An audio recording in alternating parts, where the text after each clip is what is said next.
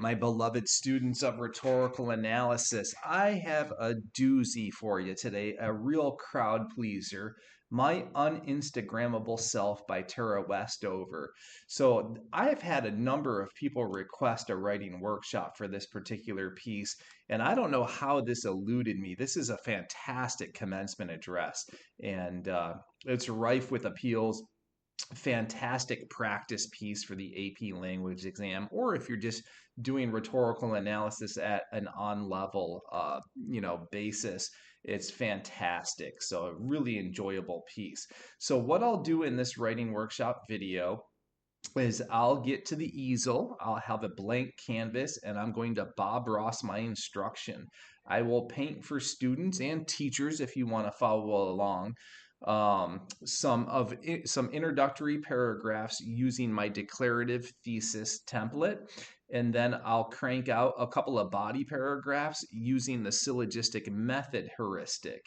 And at the end, I'll even show you how to wrap up the essay with a conclusion paragraph using some of our favorite sentence stems. So please subscribe to my new YouTube channel. So it's called Kristian Kuhn, the Bob Ross of Composition.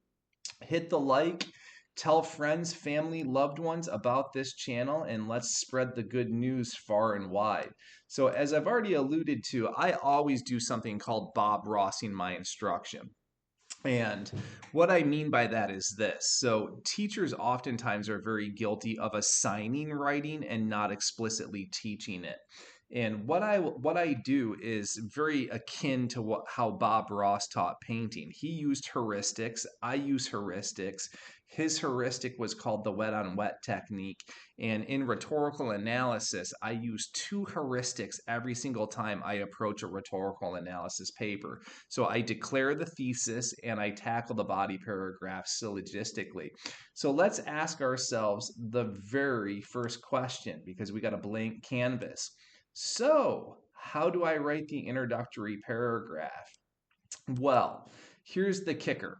If we line up all the rhetorical analysis prompts over decades and decades and decades that the College Board has written, there's kind of a cheat or a hack going on in there. And I've carefully studied the language of prompts. And one day I had this eureka moment, this big epiphany, and I was like, holy cow, they're asking the same question over and over and over again. And implicit in all the language of the prompt, that what they're asking you are two questions. How does the author construct meaning? And what is the authorial intent? So again, how does the author construct meaning? You're going to get into your terms, devices, techniques when you answer that question. And what is the authorial intent? And basically, that's a question, that gets you into universal theme, universal truth, exigence, things of that nature. So teachers have all sorts of different language for authorial intent. So let's look at that graphically real quick. I often use triangles. And in the declarative thesis, you begin with the thesis. So you are declaring the thesis out of the gate. Here's the kicker. Whenever a student answers the question, how does the author construct meaning? That is the thesis statement. That represents the thesis statement.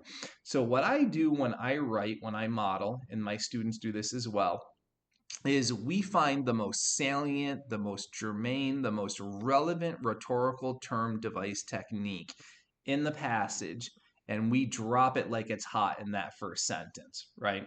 The construction of meaning. So typically my students take 3 sentences, and I want to say that again, and I'll break this down and I'll model it for you. They take 3 sentences to answer the question, how does the author construct meaning? Because it's not just hinging on one term, device, technique.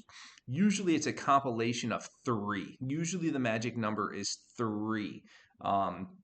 So they take 3 sentences to do that, and then 1 sentence authorial intent. And you lead with the construction of meaning sentence. Therefore, the thesis comes on top. You're going to sprinkle in a little bit of context and background, and that ultimately is going to take the form or the shape of the authorial intent question. There's other things I like to see students sprinkle in this. Tier 2 level vocabulary, and that just means your SAT level caliber words, and sentence constructs. So I run things called word study academies and nuance academies in my class.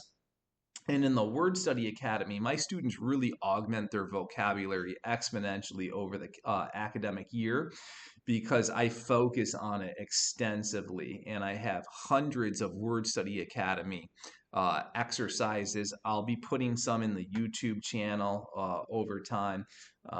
But great, fantastic ways to help fill the vocabulary void. Sentence constructs is an idea that I borrowed from Strunk and White in their seminal text called Write It Right. And those of you that are familiar with my work, you know that my students get well trained on rule number 18, in which Strunk and White posit that there's 12 different ways to cobble together a sentence. So 12 sentence types. But we also talk about the way, or talk about how those types can be patterned, and there's 20 different patterns. So I want my students and the students watching this video to become syntactical ninjas, because if you are an AP student, you know that it's very hard to get the elusive sophistication point. Like 1 out of like 878 kids get the sophistication point. But I think if you focus on your vocab and then your voice rhythm flow at sentence level, it puts you in better contention for that sophistication point. And as I've already stated, this is going to be all housed in exactly 4 sentences. So let's break down that math again. 3 plus 1. 3 construction of meaning, 1 authorial intent. As always, I model things 3 times, so I'll run you through 3 introductions, and then you can try it on your own. So here it is. Drawing attention to the fact that one social media persona is anchored in falsehoods, Westover implores the graduating class to carefully consider which side of life's coin they present publicly. Given that things are seldom as they appear in these platforms, her advice is simple. It's okay to be authentically you and to showcase it as such. Enumerating her Facebook falsities on the day of her graduation, Westover shares that much of one's true essence gets diminished in the compulsion to share one's idealized life. Coming from a place of genuine humility, the advice is perfect fodder for a graduating class who's probably all guilty of hiding behind the mirage of an avatar. So some students, some teachers that are watching this, you're like, okay, Kristian, I spy with my little eye that you dropped the word enumeration, right? So I readily see one term device technique. Here's what I like my students to do: a teeter-totter balance of explicit and implicit. So you can see in here that I got the logos, right? Just simply in articulating the authorial intent, you're getting the logos, you're getting the exigence of the passage. So that's covered, right? And that's kind of the big thing in here, is that juxtaposition between, the false person you present in social media platforms versus that, messy, muddy, murky person that lives existence, right? So there's a schism there, there's a real divide. So I've kind of hinted at that juxtaposition, or the dichotomy, if you will. And you don't always need to explicitly state your terms, devices, techniques. Is there a thesis statement in here? Unquestionably. I think any AP reader would say, yup, you got the thesis point. But look at the vocab in here as well. And also note the sentence constructs. So my students are very good at grammar, punctuation, syntax. I hammer that stuff.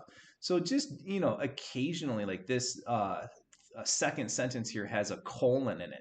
I really don't see students, especially in College Board sample papers, busting out, syntactical maneuvers like that all that often. It's pretty rare. And then the big thing that I emphasize with my students is don't parallel your syntax. Pay attention to the sentence you dropped and the one that follows it, make sure it doesn't identically mirror the one that dropped before. That's parallel syntax, and it creates a da-dot, da-dot, da-dot, da-dot kind of rhythm. And you don't want that, right? So always stagger and vary your sentence constructs. And that's just not true of the introductory paragraph. It's true of the whole paper. So that might be confuddling and confusing. So as always, let's do it 3 times. Let's do that again and take a look at exemplar number 2. In her commencement speech, Westover notes the stark dichotomy between one's online persona and their authentic self. So you can see there, I explicitly state it in this one. And again, that's, students, you gotta talk to your teachers and ask them what they want. Some are more comfortable with the explicit versus the implicit. I think it's more skillful to teeter-totter balance it. So let me take this from the top again. In her commencement speech, Westover notes the stark dichotomy between one's online persona and their authentic self, noting the irony of the situation. So I'm going to be much more explicit in this one. She posits that one's flawless and idealized avatar is so far removed from their actual reality that, in effect, social platform identities hinge upon self-manufactured lies. To contextualize her thesis, right? And saying thesis, that's her logos.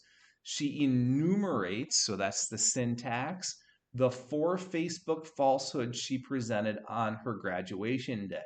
Humbly and genuinely raw, that's the ethos.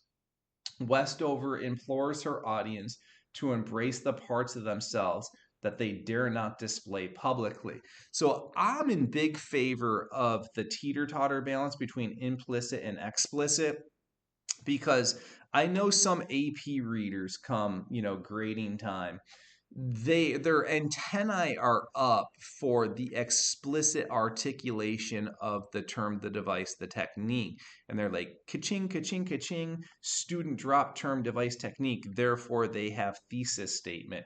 So I think if it's all implication, students run the risk of missing the thesis point.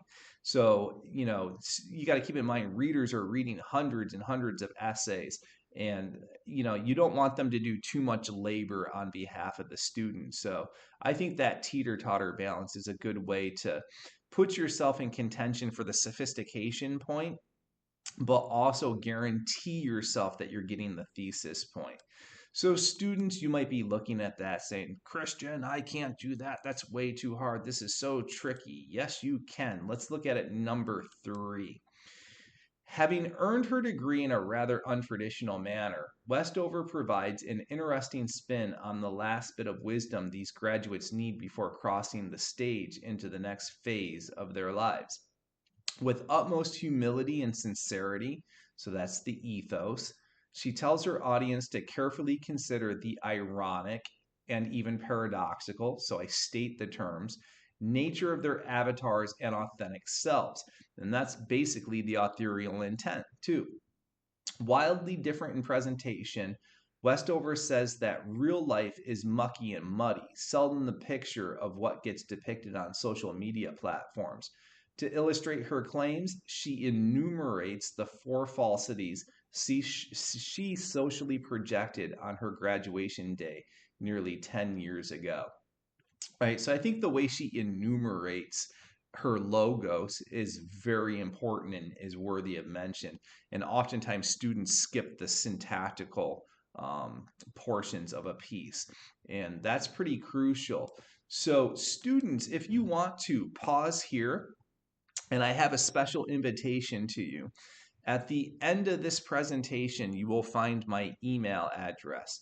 So teachingwritingcoach@gmail.com. If you want to try your hand in an introduction and you want me to look at it, send it my way. I'll give you some feedback and see how you're doing. So I'm a big believer in my heuristics. I think they work very well. And I think students that master them can be highly successful on the exam. So my open invitation, send them to me as a Google Doc, and I will put some comments in the margin for you and tell you the good, the bad, the ugly with regards to your writing. But we ain't done. All we have is an introduction. and we have a whole bunch of blank canvas left to cover. So we have to ask ourselves the following question. So, how do I write the body paragraphs? Ka-ching, ka-ching. I've already alluded to this. We're going syllogistically. We're going to borrow a heuristic that Aristotle used at the Lyceum when the boys would go there to learn about oration, polemics, debate, wordsmithing, word wrangling. And he noted that his good orators were very mathematical. They were very computative.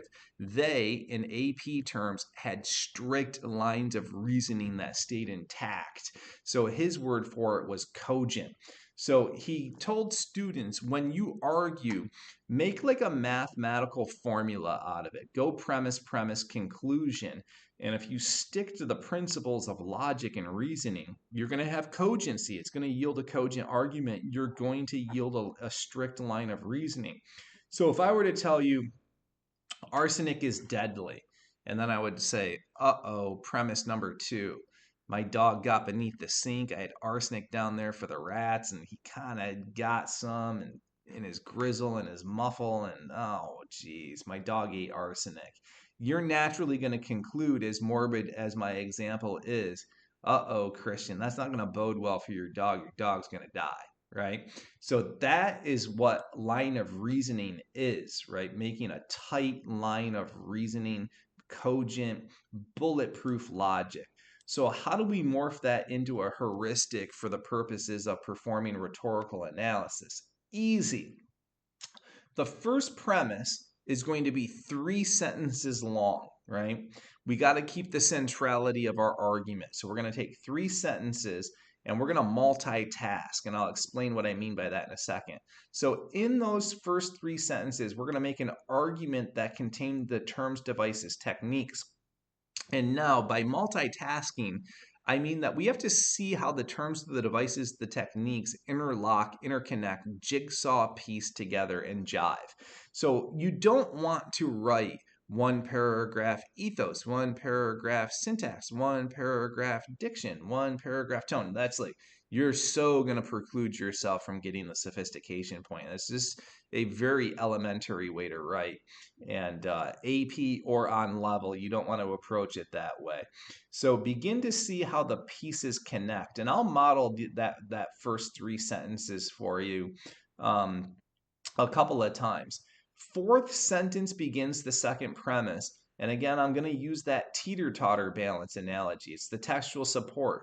Quote and paraphrase in a teeter-totter manner. Don't do one far more at the expense of the other. And then here's another kicker. Body paragraphs have conclusions. You got to wrap it up. Otherwise, you have something called an enthymem. And an enthymem is when you leave one part of the syllogism out. And oftentimes in composition, students leave the conclusion out, and your reader's scratching your head saying, am I supposed to draw the conclusion for you? Am I supposed to wrap this up in my own mind? Like, are you a suspense writer? And no, student, you got to wrap it up. So this is where you make your links, your echoes, your promises, and go full circle back to the thesis, back to the prompts, back to the promise of the first premise. So I'll break this all down for you. And I got another kicker. A syllogistic body paragraph is 10 to 12 sentences long, okay? I contend that those 4 or 5 sentence baggers that students write, they just don't cut it. There's not enough support and analysis in there to fully flesh out an argument. So I'm a big proponent of the 10 to 12. And then if you're doing 10 to 12 sentences for your body paragraphs, all you need is 2.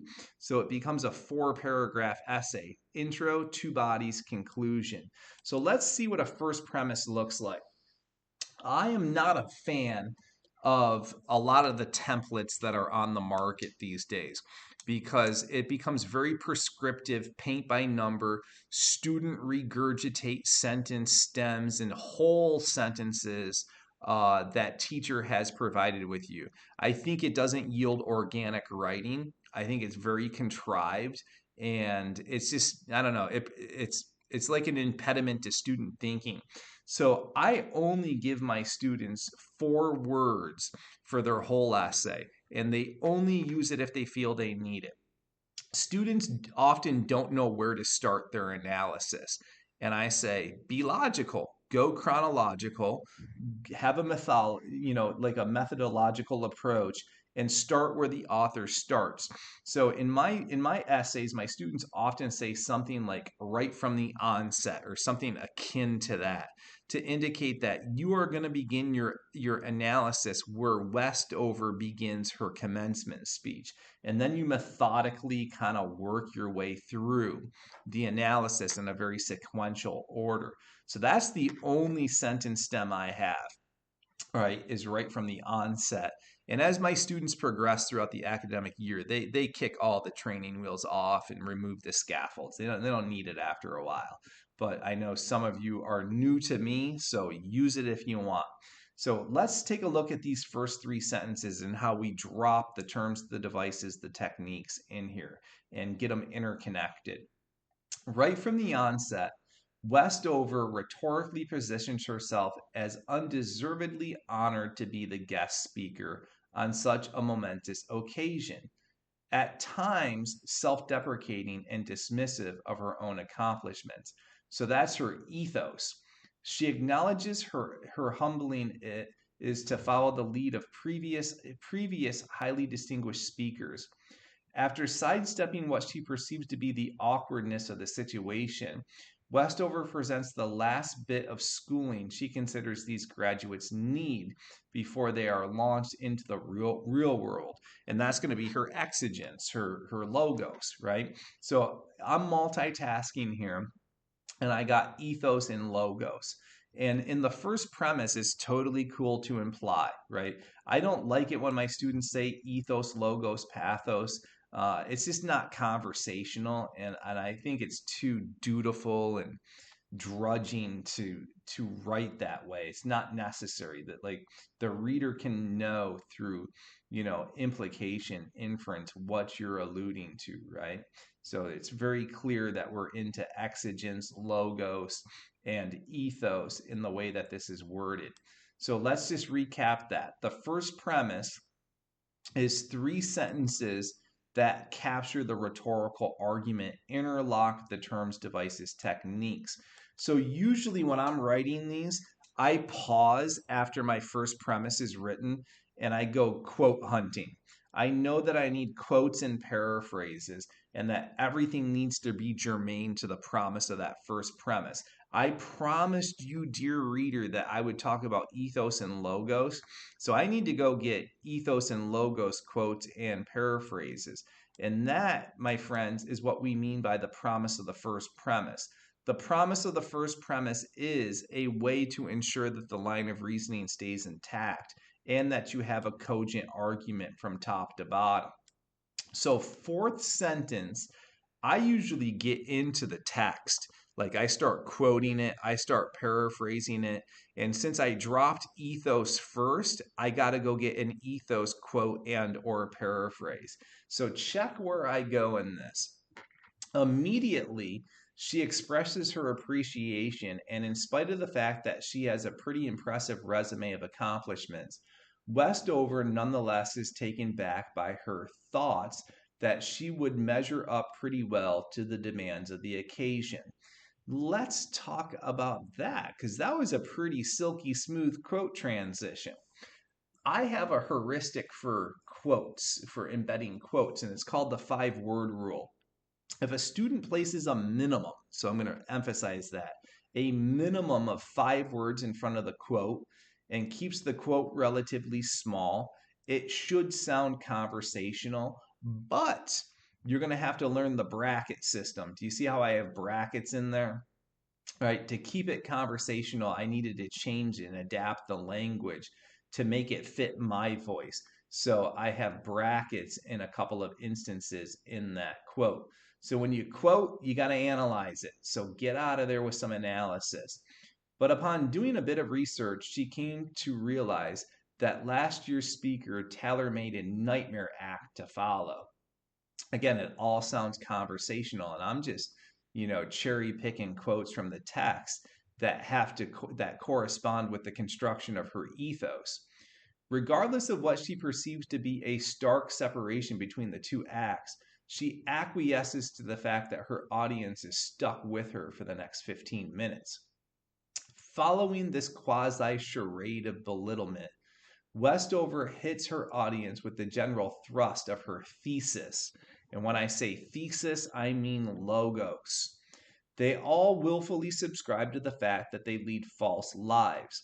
And again, teeter-totter balance the explicit implicit with the terms, devices, techniques. So I want to make sure that my reader knows that I know my terms, devices, techniques, and how they all jive in this piece.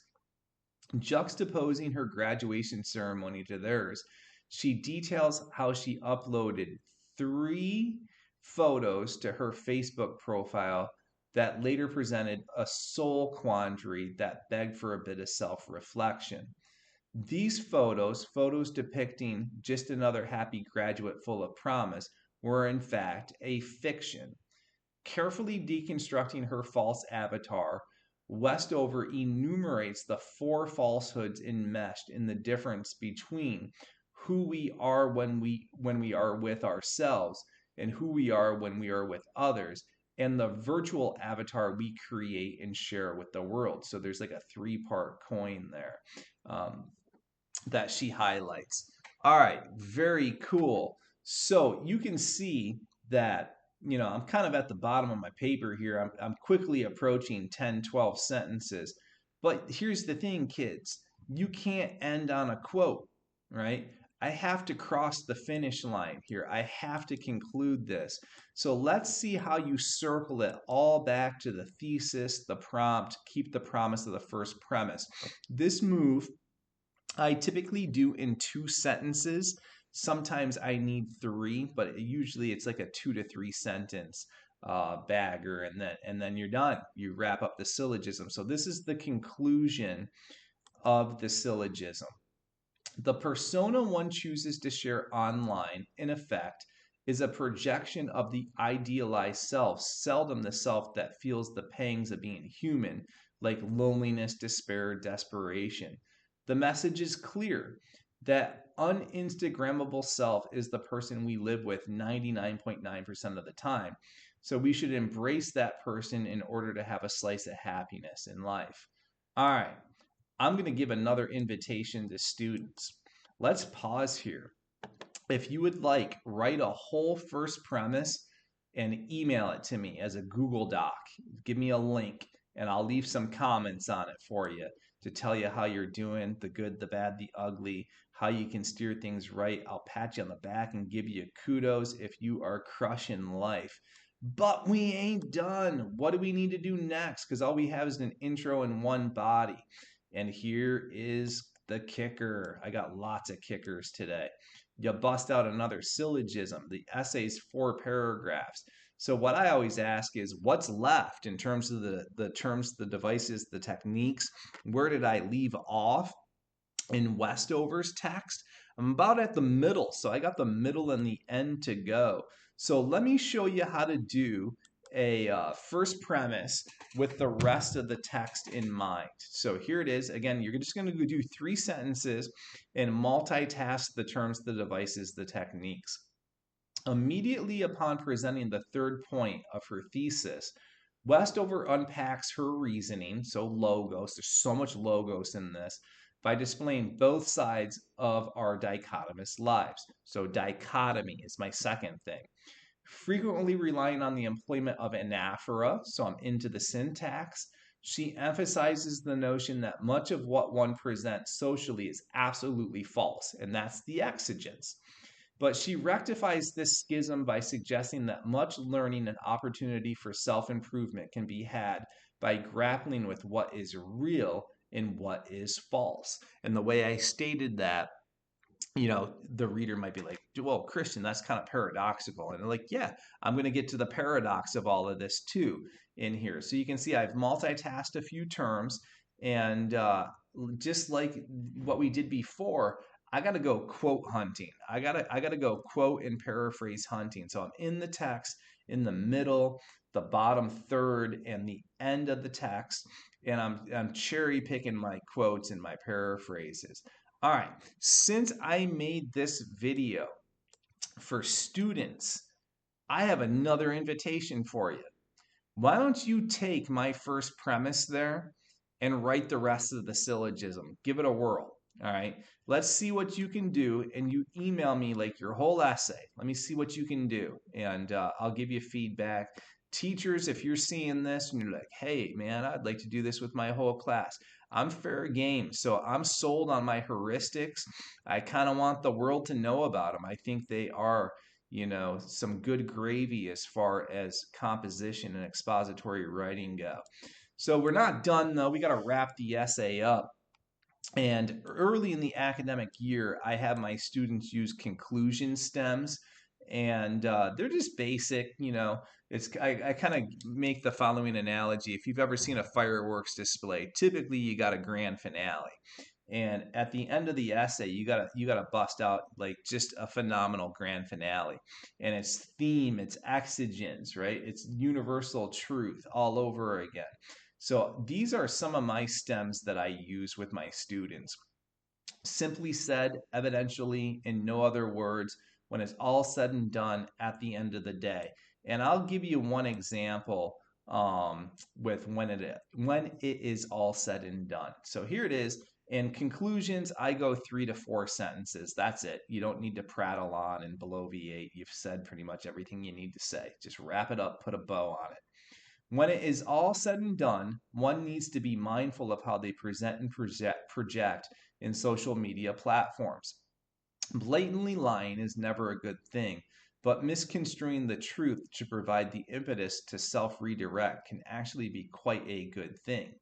In spite of it all, what is real is the person that spends the bulk of its days living within the shell of reality, not a made up avatar. So you can see there, it's all exigence at the end, universal theme, universal truth, ethereal intent, however you want to cloak that language. All right, my friends, teachers, happy teaching, students, happy writing. But I'm going to give this invitation again.